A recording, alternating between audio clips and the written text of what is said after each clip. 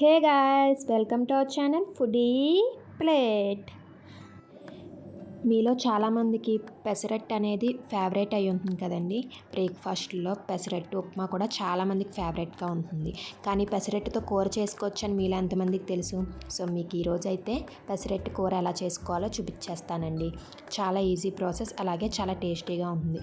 మనం పెసరట్టు పిండి రోజు పెసరట్టు తింటున్నాం, పిండి ఉంది, వెరైటీగా చేసుకోవాలి అనుకున్నప్పుడు ఆ పెసరట్టు పిండిని దళసరిగా ఇలా పెసరట్టు కింద వేసుకోవాలండి. అంటే మనం కొంచెం పెసరట్టు పిండి థిక్గా కన్సిస్టెన్సీలో ఉండాలన్నమాట. సో మీరు పిండి రుబ్బుకున్నప్పుడే థిక్గా కన్సిస్టెన్సీ కింద రుబ్బుకోండి. దాన్ని ఇలాగా దళసరిగా రొట్టె కింద వేసుకున్నాక దాన్ని ఇలాగా చిన్న చిన్న పీసెస్ కింద కట్ చేసుకోండి. సిజర్తో అయితే మీకు ఈజీగా ఉంటుంది. సో సిజర్తో ప్రిఫర్ చేయండి, లేదా నైఫ్ అయినా పర్లేదు. ఇలా పీసెస్ కింద కట్ చేసుకుని పక్కన పెట్టేసుకోండి. ఇప్పుడు స్టవ్ ఆన్ చేసుకొని ఒక కడాయి పెట్టుకుని దాంట్లో ఆయిల్ అయితే వేసుకోండి. ఆయిల్ కొంచెం ఎక్కువే పడుతుందండి, ఎందుకంటే మీకు పీసెస్ అనేవి పెసరట్టు పీసెస్ అబ్జర్వ్ చేసుకుంటే సో ఆయిల్ అనేది కొంచెం ఎక్కువ పడుతుంది. ఇప్పుడు ఆయిల్ కొంచెం హీట్ అయ్యాక దాంట్లో ఆవాలు, జీలకర్ర, కరివేపాకు, అలాగే వెల్లుల్లి రెబ్బలు కూడా వేసేసుకొని ఫ్రై చేసుకోండి.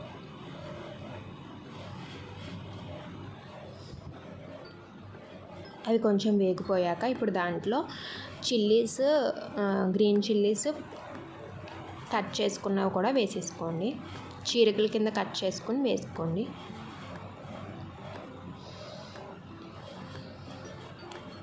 అవి కూడా కొంచెం సేపు ఫ్రై చేసుకోండి. అవన్నీ ఫ్రై అయిపోయాక ఇప్పుడు దాంట్లో ఆనియన్స్ పీసెస్ కింద కట్ చేసుకుని వేసుకోండి. చిన్న చిన్న ముక్కల కింద కట్ చేసుకోండి. ఆనియన్స్ అయితే ఈ కర్రీకి అలా చేసుకుంటే బాగుంటుందన్నమాట. సో ఆనియన్స్ చిన్న పీసెస్ కింద కట్ చేసుకునే కూడా వేసుకొని ఒకసారి బాగా మిక్స్ చేసేసుకోండి.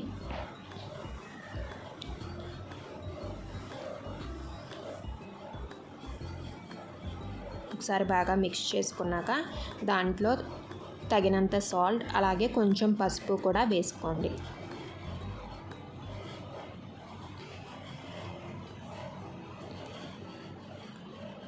అవి రెండు వేసేసుకున్నాక ఒకసారి బాగా మిక్స్ చేసేసుకొని మూత పెట్టుకుని ఉల్లిపాయను అయితే మగ్గనివ్వాలండి. కొంచెం సేపు ఉల్లిపాయ అనేది కుక్ అయ్యేదాకా మగ్గనివ్వాలి. సో మూత పెట్టుకొని మగ్గనిస్తే కొంచెం బాగా కుక్ అవుతుంది. సో ఒకసారి బాగా మిక్స్ చేసేసుకొని మూత పెట్టి ఒక 5 మినిట్స్ అలా మగ్గనివ్వండి. చూసారుగా ఒక 5 మినిట్స్ టు ఒక 10 మినిట్స్ తర్వాత మూత తీసి చూస్తే, అంటే మధ్యలో మీరు ఒకసారి మిక్స్ చేసుకుంటూ ఉండండి. మీడియం ఫ్లేమ్లోనే కుక్ చేసుకోండి. మీడియం ఫ్లేమ్ టు లో ఫ్లేమ్లో అలా మూత పెట్టినప్పుడు, ఎందుకంటే మళ్ళీ మాడే ఛాన్సెస్ ఉంటాయి కాబట్టి. ఇప్పుడు ఉల్లిపాయలు మగ్గిపోయాయి కాబట్టి దాంట్లో ఇందాక మనం కట్ చేసి పెట్టుకున్న పెసరట్టు ముక్కలను కూడా వేసుకుని ఒకసారి బాగా మిక్స్ చేసుకోండి పైకి కిందకి. అంటే ఆనియన్స్ అవన్నీ కూడా పైకి వచ్చేటట్టు మొత్తం ఈ ముక్కలు అన్నీ పట్టేటట్టు మిక్స్ చేసుకోండి ఒకసారి. మీరు ఎప్పుడైనా ట్రై చేశారా అండి పెసరట్టు కర్రీ?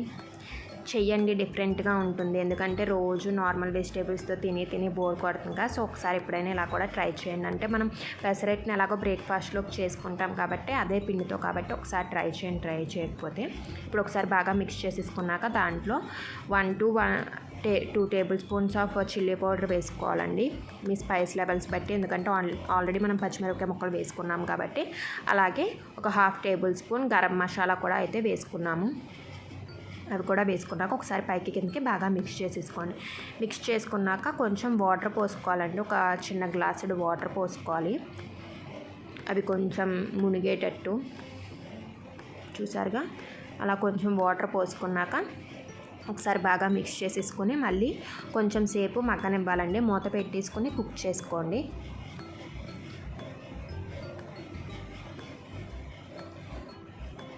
చూసారు కదా, మనకి అవన్నీ కుక్ అయినాయి. ఆయిల్ పైకి వచ్చింది కదా, పైకి తేలింది కాబట్టి కుక్ అయినాయండి పీసెస్. అవి కూడా మీకు కొంచెం కుక్ అయినట్టు తెలుస్తుంది.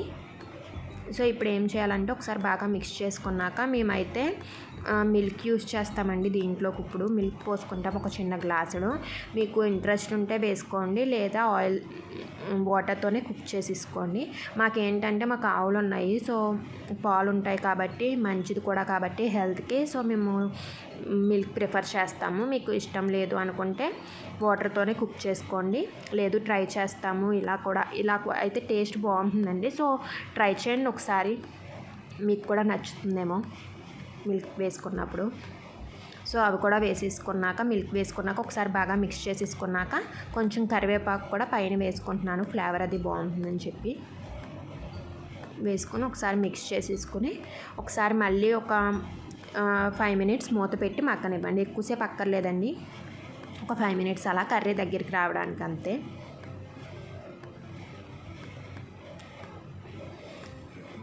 ఒక 3 to 5 మినిట్స్ అయ్యాక చూసుకుంటే మీకు కుక్ అయిపోతుందండి. ఇంకా మొత్తం మనకి కర్రీ అయితే రెడీ అయిపోయినట్టేనండి. మీకు కావాలంటే కొత్తిమీర కూడా వేసుకోవచ్చు. ఇప్పుడు స్టవ్ ఆఫ్ చేసేసుకొని సర్వ్ చేసేసుకోవడమేనండి. ఈ కర్రీ అయితే మనకి రైస్లోకి బాగుంటుంది, అలాగే చపాతీ పుల్కాలోకి కూడా టేస్టీగా ఉంటుందండి. సో మీకు కనుక ఈ వీడియో నచ్చితే లైక్ చేయండి, అలాగే మీ ఫ్రెండ్స్ అండ్ ఫ్యామిలీతో కూడా షేర్ చేసుకోండి. అలాగే మా ఛానల్ కనుక సబ్స్క్రైబ్ చేసుకోకపోతే వెంటనే వెళ్ళి సబ్స్క్రైబ్ చేసుకుని పక్కనున్న బెల్ ఐకాన్ క్లిక్ చేయడం మర్చిపోకండి. అప్పుడు మేము పెట్టే ఏ రెసిపీ మీరు మిస్ అవ్వకుండా చూసేసి ట్రై చేసేయచ్చు. So thank you for watching. See you in the next video with a new recipe.